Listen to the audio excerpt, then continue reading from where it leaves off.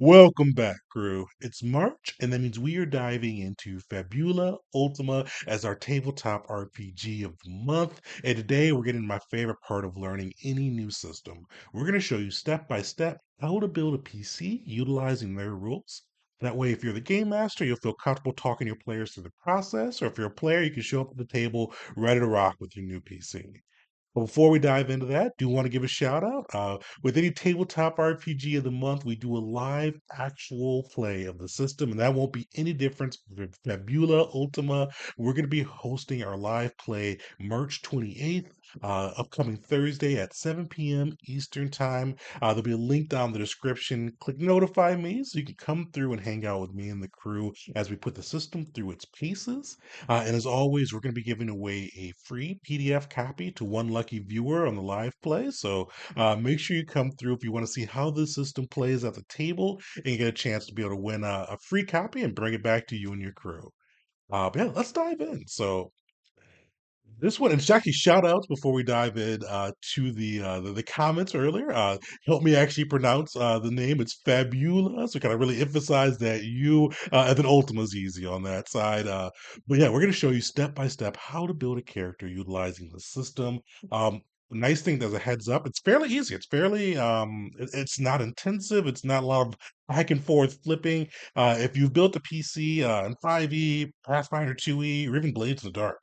It should be a lot easier than that. So let's dive in. And one of the big things I'm going to give a shout out for is they've got a one pager as well as a couple quick pages afterwards that go through exactly what you need to build a character. And you can kind of flip back and forth and get what you need from the other sections. I think that's just really great for accessibility and making it easy and making my job easier because I've got everything I need to know in one spot. But luckily, this is a fairly straightforward build. Very kind of leans on the narrative side a bit, with some cool mechanics that go along to support the narrative. So with that, let's start it off. So we're going to go through, and one of the big things we're going to kind of the first three things, and this is really where it hits its narrative stride, is you're going to figure out the person's identity, their theme, and their origin. With these, we're going to go into those concepts a little bit more during our mechanics episode, or kind of how those concepts play at the table. Uh, but in building your characters, one thing you want to keep an eye out for because both of those three, and starting with identity, will allow you at certain times to be able to kind of call upon them to be able to re-roll something. So your identity is going to tell you, like use this for an instance, it's going to tell you who kind of you are in the world. You could be a royal knight, a tormented veteran. It kind of gives a little piece of who you are. And sometimes when you're making skill checks, you could say, hey, this corresponds to my identity or theme and origin as we get into those later. Potentially you may be able to re-roll one of the dice and get a little bit of an advantage there. So with our guy, let's define our concept as we go through too.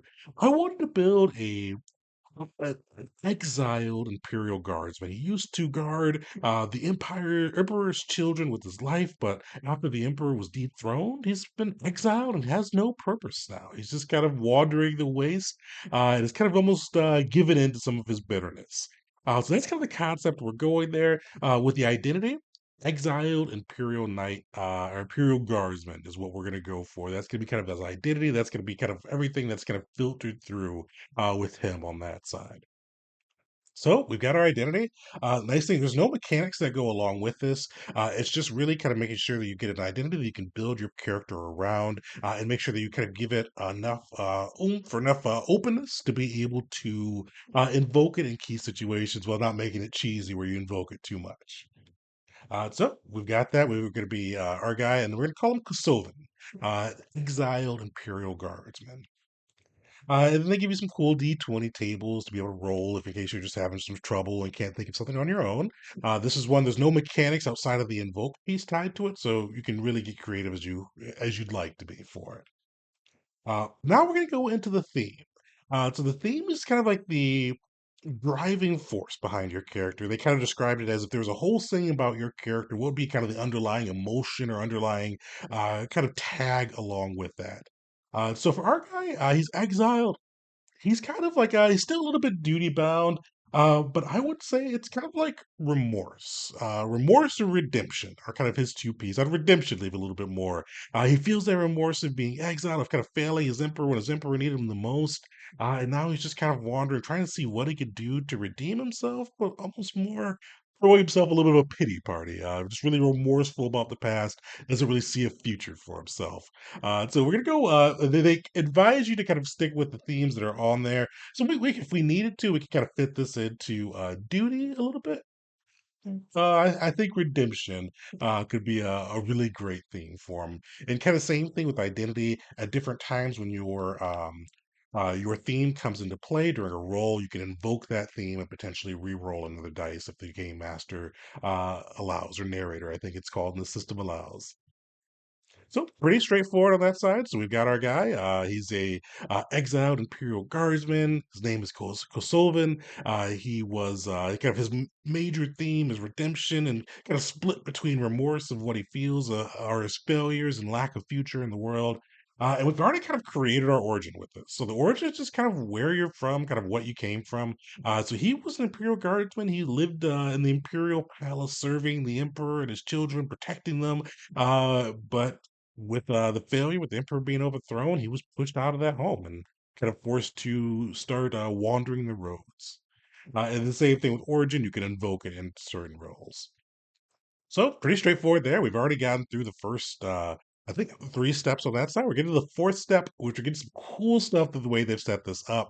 Especially this system is based off of the old JRPGs. And one of the cool things I liked those systems, especially and Final Fantasy Tactics is the one that kind of was playing in my head right now. I loved how you could kind of mix and match the jobs and kind of get cool abilities from one jobs to be able to enhance out your unit or your PC. And you could do that exactly with Fabula Ultima.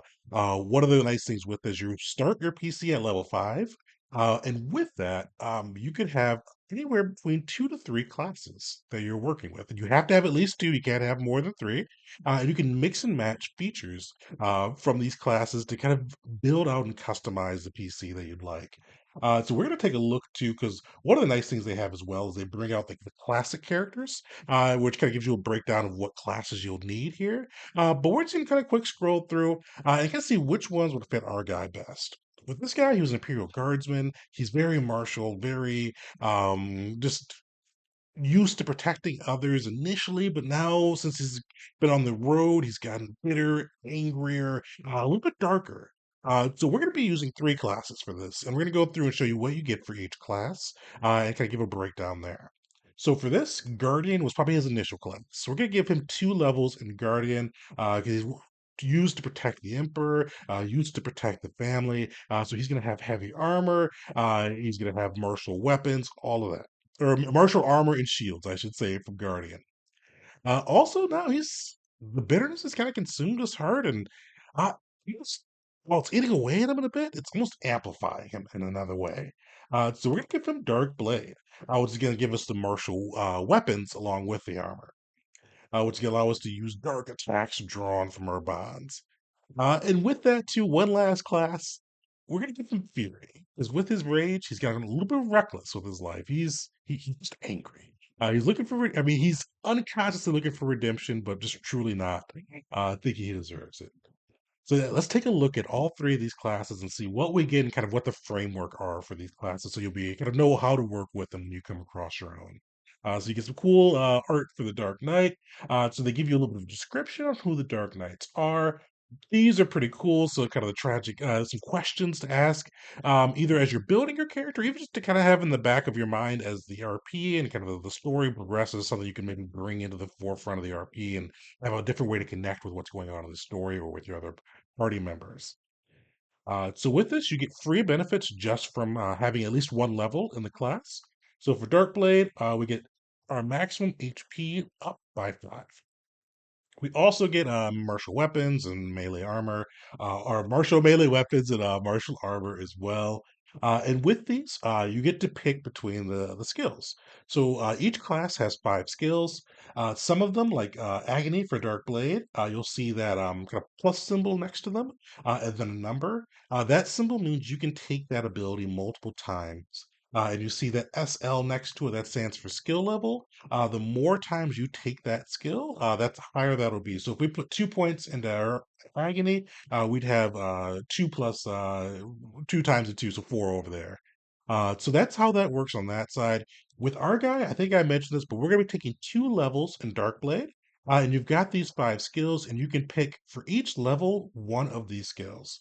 So with this, I'm going to pick Heart of Darkness. You see, this is a one and done skill that's going to allow us when we get into Crisis. More in the mechanics video, but Crisis is when you're at or below half of your HP.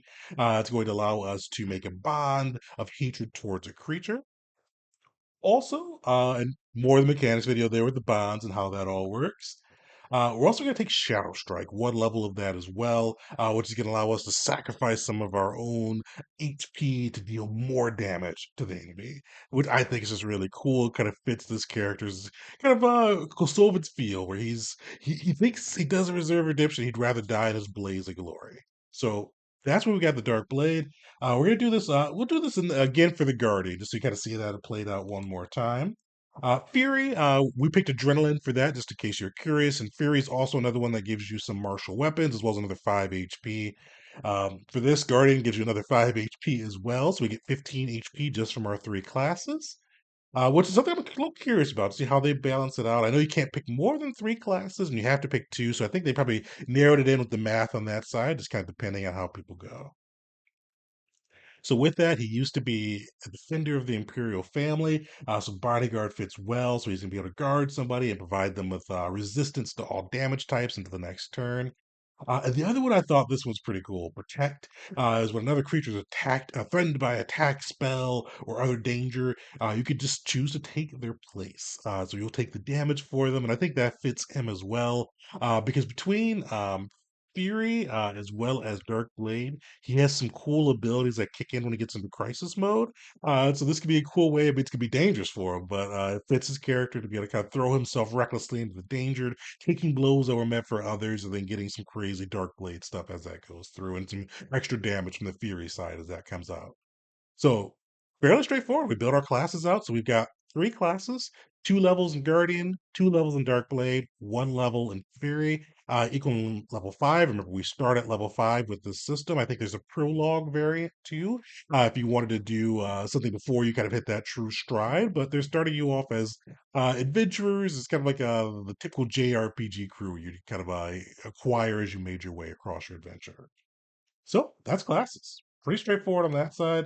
So let's go back to our checklist here. So we've done our identity, we've done our theme, origin, classes, we got our free benefits and skills. Now we're going to go through and determine kind of the size of our hit points and some of our starting attributes. Let's dive into that. So the nice thing with this too is it's fairly, as you've seen, straightforward on this side. Nothing has been too crazy, and the attributes are the same way. There's three different ways you can set up your attributes. As I remember in the first impressions video, your attributes are going to be die sizes, so they could be anywhere between a 6 and a 10.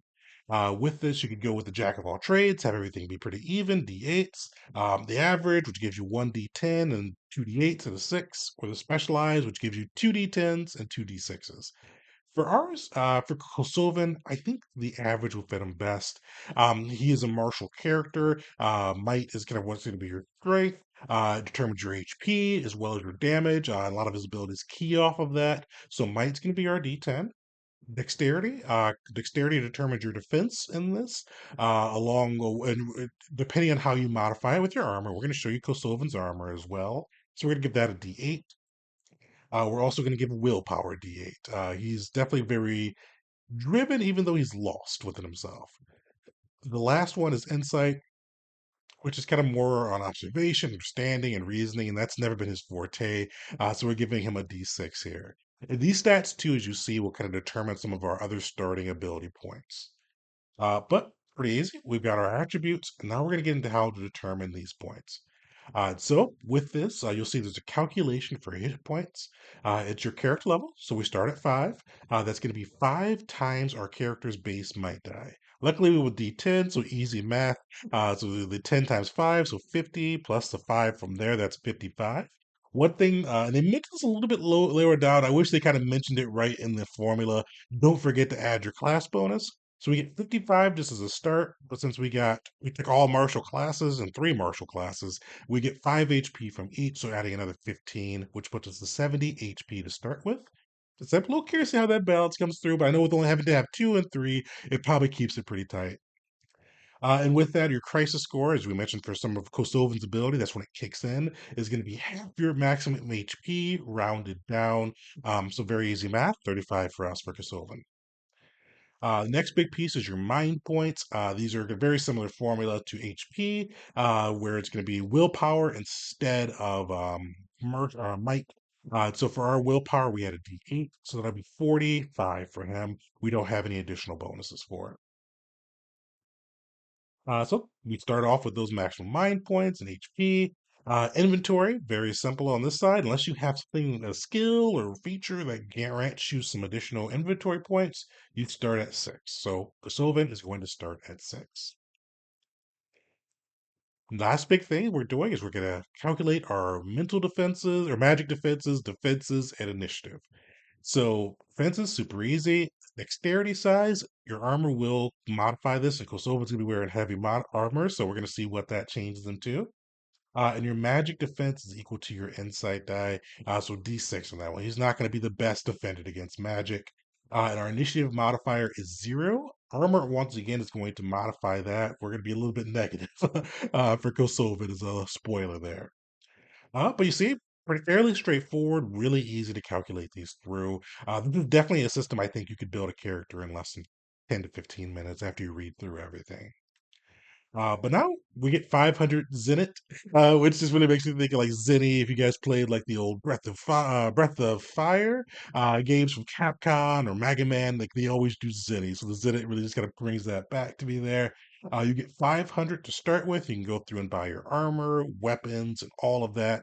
We are going to be buying a bronze shield, bronze armor, as well as a heavy or a light spear for Kosovan, and I'm going to show you those in the system. But one last piece I wanted to show you all before we get out of this section. You start off with 3 Fabula points, which we'll go into more in our mechanics video.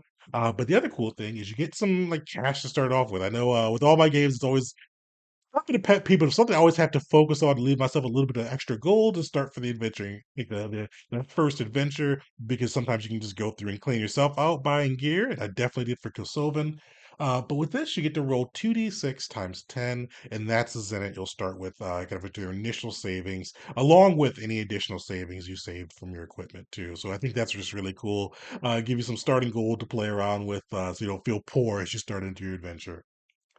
But yeah, last thing we're gonna do is we're gonna take a quick look at the weapons, and then I'm gonna just show you the Foundry module. Shout outs to who I should have looked to whoever made the Foundry module, but shout outs there. It's really cool. It has all this stuff in there too, so it's kind of you can go and just really build out your PC fairly easily. So I'm gonna show that off. But as we do that, I want to give a quick look at how these weapons will look.